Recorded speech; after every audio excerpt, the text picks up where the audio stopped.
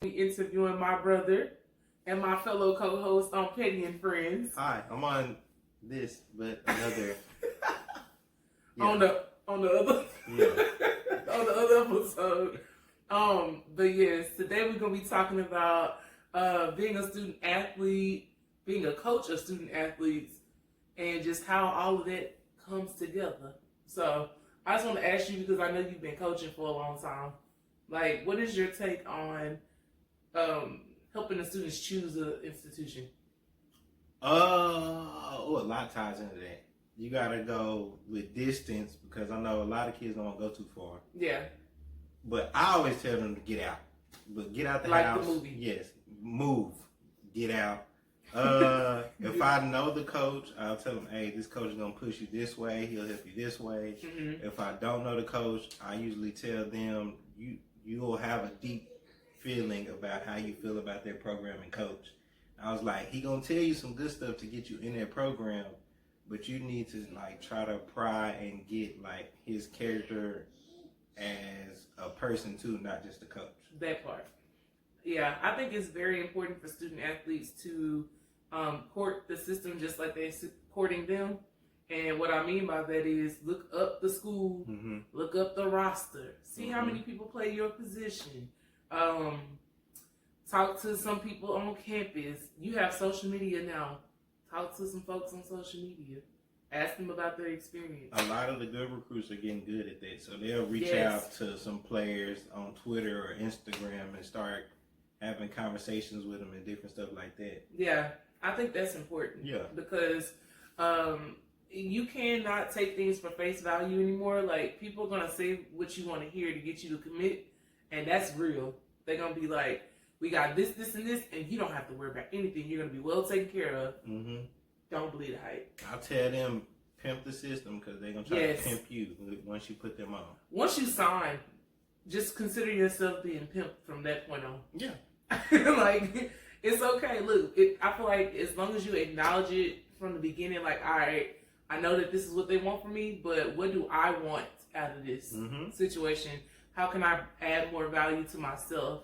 So, what would you say is the best thing for a student athlete that's preparing to try to get into go to the next level? Like, what should they be doing right now? Like a high school senior, what should they be doing? Well, if you already senior, you already a little late. I say you should start your sophomore, junior year. You do your clearinghouse paperwork to get your name out there mm-hmm. a little better. Make sure your grades are taken care of. Don't burn bridges with your teachers and coaches. Please don't. Especially with your coaches, because they'll put a little birdie in their ear and just start saying bad stuff about you. Yeah. I've seen players lose scholarships and lose half a scholarship just because their coaches say something crazy because they didn't like them. Right.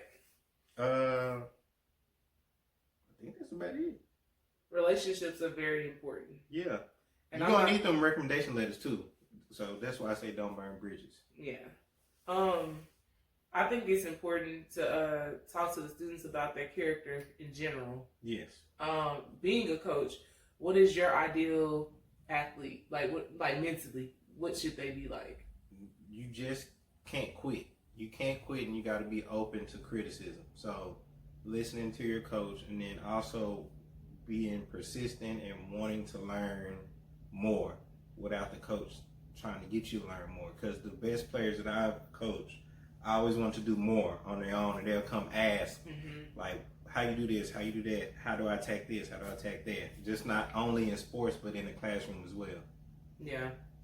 I'm a firm believer in the true leaders help out the people who can't do anything for them. So, like, a leader will go and help somebody that's like the weakest on the team, mm-hmm. or somebody that's really trying to, get better. They'll spend that extra time getting to know them and trying to encourage them to be better. Yeah. So what do you think having that type of characteristic will do for an athlete? The team's only as good as the weakest player. So mm-hmm. them even having that mindset is already pushing them towards greatness.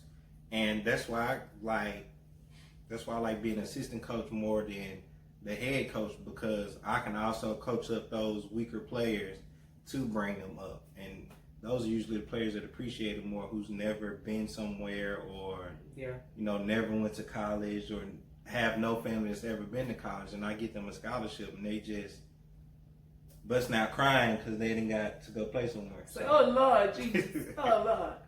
Well, let me ask you about that. What is the process of helping an athlete get a scholarship? Like, what does that even look like?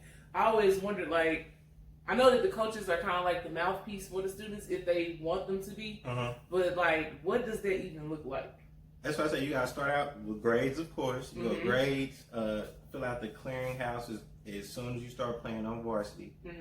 After you do clearinghouse, then it's basically going off of your play because the clearinghouse stuff gets your name out there and like your stats will pop up and different stuff like that.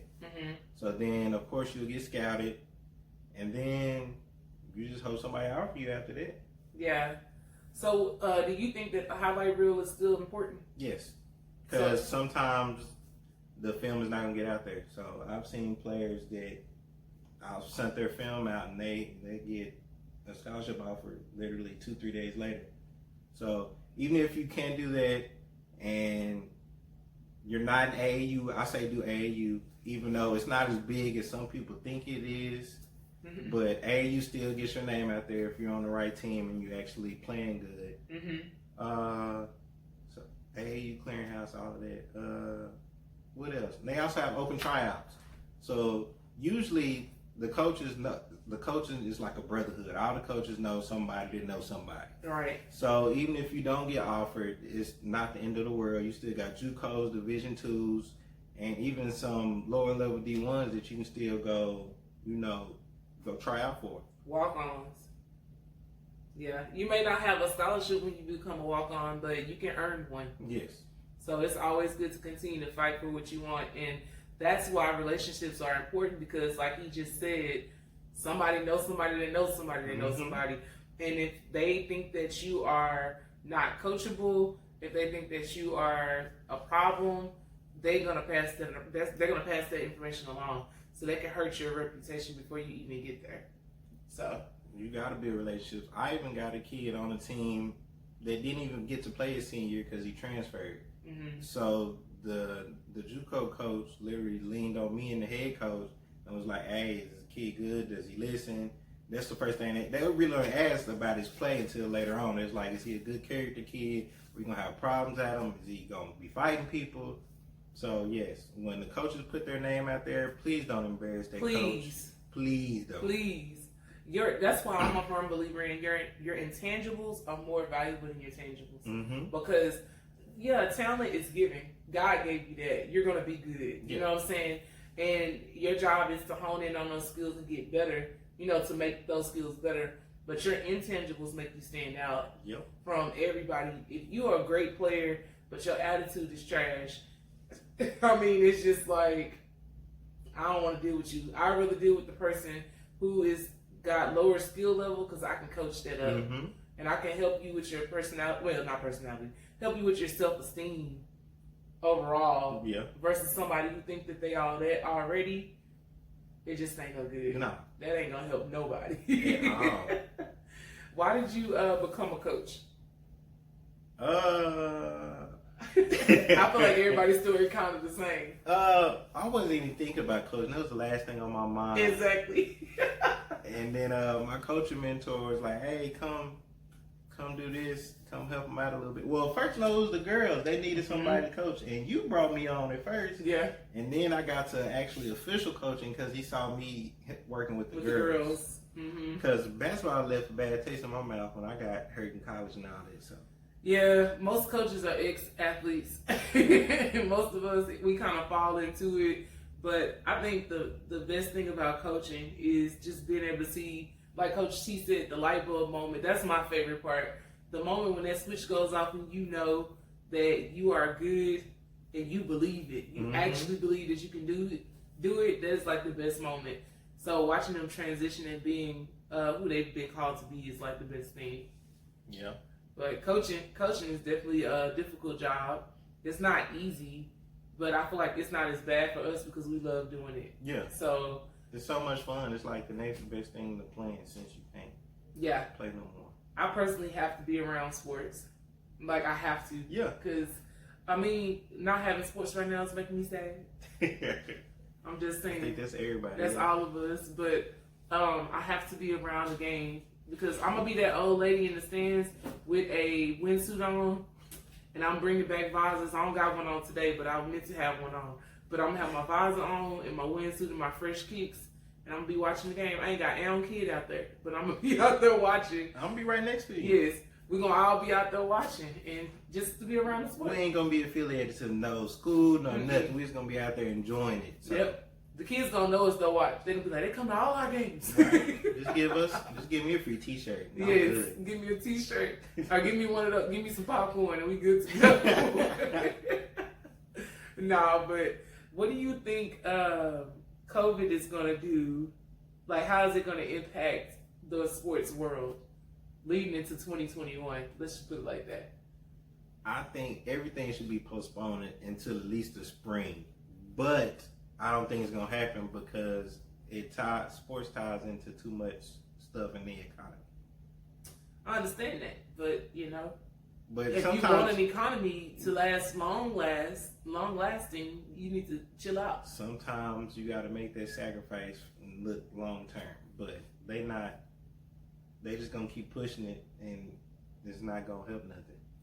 But what do you think is gonna be the impacts on the student athlete? Like, what do you think they're gonna have to do to fix all this mess? I don't even know the answer to that because, like, they can't go see the kids, like, to go, like, and try and recruit them because there's no games. Right.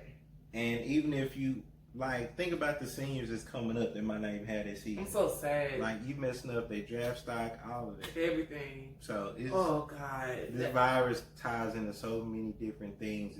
It's crazy. But one thing I do hope happens is that every athlete, student athlete or athlete, I hope that they truly start appreciating the fact that you've gotten to do this. Like, this is something that you get to do. It's not something that you are, that you are enabled to do. Damn, that's not the word I meant to say. You're not, dang, what is the word I'm trying to say? Don't take it for granted. Don't take it for granted, but it's a certain word that I'm trying to... Oh, okay. I can't think of the word, y'all. Anyway, entitled. That's the word I was looking for. So it's something you get to do. It's not something you're entitled to do. Yes. So I think that that's going to ring very true after this year because it literally got snatched from everybody. Like, even the players that I usually coach at the school and the AAU team, like, they were so mad because they didn't get to play, and then there's no summer workouts and stuff like this. So I told them, like, y'all can do this at home. It was like, that's good and all, but I'd rather be working out with my team and playing with my team. I'm right. Like, well, I'd rather be coaching y'all too, but yeah, it's not the space we in right now. But the good thing about this too is I feel like if you let it empower you, it will. Like, you have to become more self-sufficient. Like, you can't depend on everybody to do everything for you either. So as a student athlete, as much as you hate that your schedule is crazy and then all this stuff is going on, people do everything for you. Yeah. Like, your workouts is planned for you. Like, this is going to really separate the champions from people who just play the game. Yeah. Especially I think the college athletes, this is the time to see and find out who you are outside of whatever sport you're Absolutely. playing. Like, you're more than just a football player or a basketball player. Like, find you a hobby. Figure out your other gifts. Because being talented in sports is supposed to unlock other doors. It's not... If God wanted you to do this forever, He would have gave you the capability to do it forever. You got a window to play sports. Let's just be real. Now, everybody not going to make it to 20 years like Kobe. Like, everybody not going to be Michael Jordan. And you get a certain amount of time, but you get to build a platform. And it's like, what else are you going to do with this platform that you get? Because everybody don't get this. So, if I had it, I feel like I would be utilizing it very well. Yeah. And, I mean, you can have so many different other businesses. Think about that. What else am I great at? And what else do I want out of life besides being an athlete? And use your athleticism to catapult all of that. That's how you do that. It's basically an enhancement. It is. So you take that athletic enhancement you got and build up off of it with everything else. It's just like President Obama. He's just the epitome of a good speaker. Mm-hmm. Like, I'm sorry, nobody gave better speeches than Barack Obama. Just eloquent. SAT word. But yeah, he used that gift to make his presidency even better. And then now what do they have? They got books. They have different things, programs that they have going on. They made a movie about them, all of that. Everything. So that one gift that you have can just disperse to so many different things. So you need to try to think about what else you can do. I didn't even think about like his speeches. His speeches really, it made it seem like you knew him. Yeah. Like if I seen him, I would be like, "Oh, what's up, B.O.? What's up, baby?" You gonna dap him up? Yeah, but the security would have knocked me out. But he probably would have been like, "No, ho." Yeah. I think he my cousin somewhere around there. He probably is. You know, he probably is. But I do think that we need to make sure that we tell students that more often.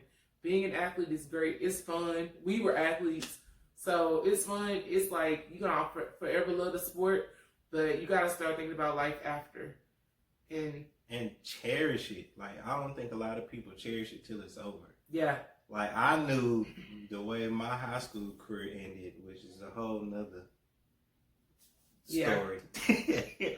I knew I was gonna miss it, so like I'm in the last game, keeping emotions bottled up, but I'm still like trying to ball out at the same time. Yeah. Like I was always present in that moment. Like I know I'm gonna miss this when this is over. Yep. So just make sure you cherish it. Like it's not all about wins and losses. Sometimes it's about just the memories you have and the people you playing with. The people, yeah, that's what I was about to say. The people you play with, your teammates will forever be your family. Like.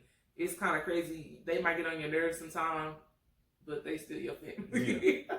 If they're good people, you still gonna be cool with them. Yeah. If they're good people. Got some effed up teammates. You gotta leave them where they at. Yeah.